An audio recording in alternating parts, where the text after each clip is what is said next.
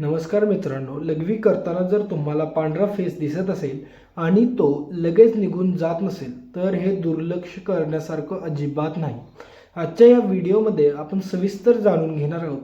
लघवीत face काय येतो, कधी ते सामान्य असतं, कधी किडनी आजाराचा इशारा असतो, कोणत्या तपासण्या कराव्यात आणि सर्वात महत्त्वाचं म्हणजे 7 फायदेशीर पदार्थ कोणते खाल्ले पाहिजेत जर तुमच्या लघवीमध्ये फेस दिसत असेल तर मित्रांनो, आजचा हा व्हिडिओ खूप महत्त्वाचा आहे. सर्वांसाठी हा इम्पॉर्टंट आहे, तर सर्वांनी नीट लक्ष देऊन ऐकावे. लघवीत फेस येणे म्हणजे काय? आता नेमकं लघवीत फेस येणे म्हणजे काय? लघवी करताना साबणासारखा फेस येतो. आपण साबण जेव्हा असंही करतो त्याच्यासारखा फेस येतो, किंवा जो जास्त वेळ टिकतो म्हणजे जो जास्त वेळ राहतो त्याला काय म्हणतात, हा बहुतेक वेळा जास्त वेळ राहतो. हे कशामुळे बहुतेक वेळा राहतं? ज्या कारण आहेत, प्रथिने असतात आपल्या लघवीमुळे, प्रथिने मिसळल्यामुळे, किंवा प्रथिने म्हणजेच प्रोटीन मिसळल्यामुळे. आता सामान्य लक्षणे काय आहेत, सामान्य कारणे काय आहेत, जी सामान्य कारणे धोकादायक नाही आहेत अजिबात. तर पहिलं कारण आहे पाणी कमी पिणे. आता पाणी कमी पिल्यामुळे काय होतं, लघवी दाट होते, तात्पुरता फेस येतो. परत हे जोरात लघवी होणे, प्रेशरमुळे काय होतं, फेस तयार होतो आणि त्याच्यामुळे जोरात लघवी होते. जोरात लघवी केल्यामुळे पण फेस येतो. आता टॉयलेटमधील साबण आधी वापरलेल्या क्लीनरचे अंश त्या टॉयलेटमध्ये असतात, अशा वेळी फेस येतो आणि लवकर नाहीस होतो. आता मी जी सामान्य कारणे सांगितली, पाणी कमी पिणे, जोरात लघवी होणे, टॉयलेटमधील साबण, ह्यांच्यामुळे जो फेस येतो ना मंडळी, हे साबण लगेच निघून जातो, म्हणजे तात्पुरता लगेच नाहीसा होतो. आता धोक्याची काही कारणे आहेत का? हो, धोक्याची कारणे आहेत. काय आहेत ते? तर पहिलं कारण आहे प्रोटीन युरिया. प्रोटीन युरिया म्हणजे काय? किडनी फिल्टर नीट करत नाही. आता किडनीचं काम काय असतं? फिल्टरिंग करणं. आता काय होतं, प्रोटीन हे आपल्या लघवीतून बाहेर पडतात, म्हणून हे प्रोटीन युरिया म्हणतात ह्याला. प्रोटीन म्हणजेच प्रथिने बाहेर पडतात. फेस ह्याच्यामध्ये काय असतं, फेस जास्त वेळ टिकतो. म्हणजे आधीच्या कारणात कसं, सामान्य कारणात फेस लगेच निघून जातो, पण ह्याच्यात फेस जास्त वेळ राहतो. आता दुसरं कारण काय आहे धोक्याचं, तर किडनी आजार. आता CKD म्हणजेच क्रोनिक किडनी डिसीजमध्ये देखील होऊ शकतं. परत काय, नेफ्रॉटिक सिंड्रोम, हा देखील एक किडनीचा आजार आहे. ह्याच्यामुळे सुद्धा आपल्या युरिन वाटे म्हणजे लघवी वाटे फेस येतो आणि तो जास्त वेळ टिकतो. नंतर दुसरं कारण काय आहे, मधुमेह म्हणजेच डायबिटीज. साखर वाढ होते. साखर वाढलेली असली शरीरात, त्याच्यामुळे किडनीला नुकसान होतं. त्याच्यामुळे देखील हे काय होतं, फेस येतो लघवीला, आणि तेही धोक्याचं कारण आहे. आता उच्च रक्तदाब म्हणजेच ज्यांना BPचा त्रास आहे त्यांच्यामुळे काय होतं, किडनीवरती ताण पडतो आणि त्याच्यामुळे फेस येतो लघवी वाटे आणि तो लवकर नाहीसं होत नाही. हे एक धोक्याचं कारण आहे. आता मी धोक्याची कारणं किती सांगितले? 4 धोक्याची सांगितली. आता किडनीचे आजार, नेफ्रॉटिक सिंड्रोम, मधुमेह, उच्च रक्तदाब हे सांगितले. पण ही लक्षणं सोबत जर अजून दुसरे काही लक्षणं, जसे की पाय किंवा डोळ्यांच्या भोवती सूज, पायाला किंवा डोळ्यांच्या भोवती जर सूज येत असेल, सतत तुम्हाला थकवा जाणवत असेल, लघवी कमी होत असेल, किंवा अचानक वजन वाढलेलं असेल, तर तुम्ही लवकरात लवकर तात्काळ डॉक्टरांकडे गेलं पाहिजे. आता कोणत्या तपासणी करणं आवश्यक आहे? युरिन रुटीन टेस्ट करू शकता, युरिन प्रोटीन टेस्ट करू शकता, ब्लड क्रिएटिनिन ही टेस्ट करू शकता तुम्ही, ब्लड युरिया, आणि जर गरजच पडली तर अल्ट्रासाऊंड देखील डॉक्टर सांगतील. पण हे तुम्ही करायचं नाही स्वतः जाऊन. एखादं कोण ओळखीचं आहे रक्त चेक करणार वगैरे, तर असं करू नका. पहिलं डॉक्टरकडे जावा, डॉक्टरांचा सल्ला घ्या आणि मगच ह्या टेस्ट करा. आता आयुर्वेदिक दृष्टिकोन काय आहेत का याच्यामध्ये? हो, आयुर्वेदानुसार काय म्हणणं आहे, मूत्रवह स्रोतस द्वितीय. आता स्रोतस असतं, त्याच्यात एक मूत्रवह स्रोतस असतं, ह्याची दृष्टी होते. आता मूत्रवह स्रोतसची दृष्टी कशामुळे होते? कफ आणि वात दोष वाढल्यामुळे ह्याची दृष्टी होते.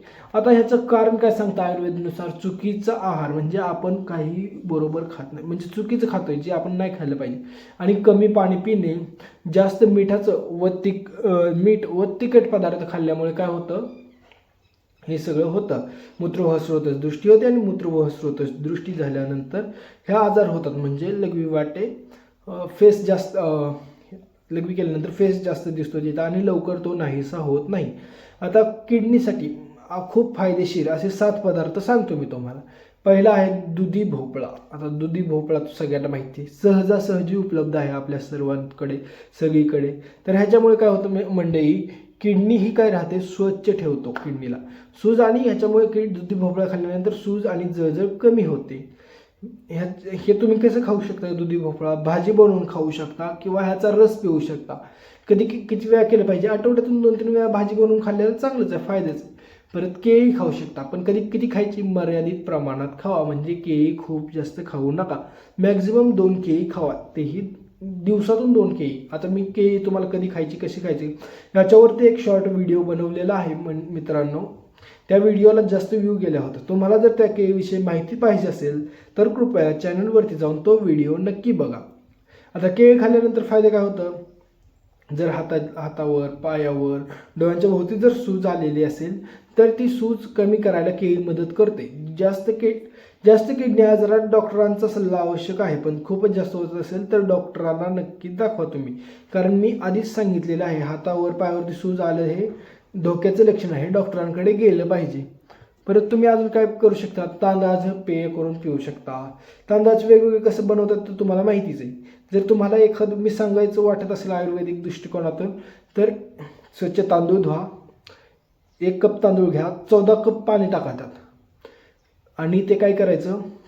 तांदूळ पूर्ण शिजेपर्यंत म्हणजे त्याचा भात होईपर्यंत ते गरम करायचं. राहिलेलं पाणी शिल्लक राहिलेलं फिल्टर करायचं आणि ते पियायचं पाणी. हे पिलेलं पाणी खूप फायदेशीर असतं. परत तुम्ही काय खाऊ शकता? 4 नंबरला काकडी खावा. काकडी खाल्ल्यानंतर शरीर हायड्रेट ठेवतं आणि फेस कमी होण्यास मदत करतं. अजून तुम्ही सफरचंद खाऊ शकता. सफरचंद काय होतं? अँटीऑक्सिडंट्स भरपूर असतात ह्याच्यामध्ये. किडनी व हृदयरोगासाठी सफरचंद हे खूप चांगलं आहे. मूग डाळ खाऊ शकता तुम्ही. मूग डाळाची कशी करायची? पातळ आमटी बनवून खावा.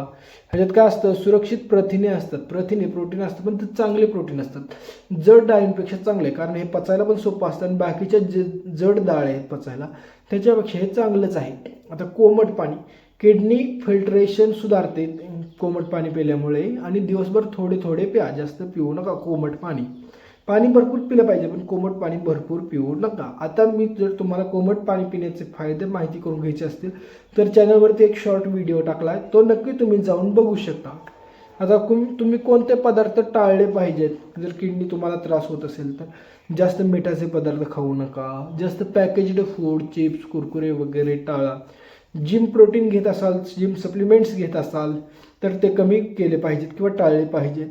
आता पेन किलर्स, वेगवेगळ्या वेदनाशामक औषधे त्याला म्हणतात, ते सुद्धा तुम्ही टाळलं पाहिजे.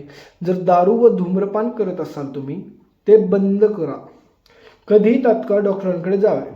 जर फेस रोज दिसत असेल, फेस जास्त वेळ टिकत असेल, सूज किंवा थकवा वाढत असेल, किंवा डायबिटीज किंवा बीपीचा आधीचा पेशंट असेल, त्रास होत असेल तर तुम्ही डॉक्टरांकडे आधी गेलं पाहिजे. आता हे एवढी सगळी मी माहिती सांगितली. ह्याच्यात निष्कर्ष काय निघतो? एकच निष्कर्ष निघतो मित्रांनो, लघवीत फेस येणं हा किडनीचा पहिला इशारा असू शकतो. वेळीच तपासणी, पाणी आणि योग्य आहार यामुळे मोठा आजार टाळता येतो मंडळी. जर तुम्हाला व्हिडिओ आवडला असेल तर व्हिडिओला लाईक करा, शेअर करा, चॅनलला सबस्क्राईब करा. जर चॅनलवरती पहिल्यांदाच आला असेल तर कृपया बाकीचे व्हिडिओ जर तुम्हाला माहिती पाहिजे असेल तर तुम्ही ते व्हिडिओ बघू शकता, सबस्क्राईब करू शकता आणि आपल्याच जवळच्या असं मित्रांनाही शेअर करू शकता. कोणाला मूत्रवाह स्रोताची दृष्टी किंवा त्रास होत असेल, काय त्रास होत असेल किंवा फेस येत असेल तर तुम्ही हा व्हिडिओ नक्की शेअर करा मंडळी. तुमचं एक शेअर किंवा तुमचं एक सबस्क्राईब मला नवीन व्हिडिओ बनवायला प्रेरणा देतो मित्रांनो. धन्यवाद. थँक्यू.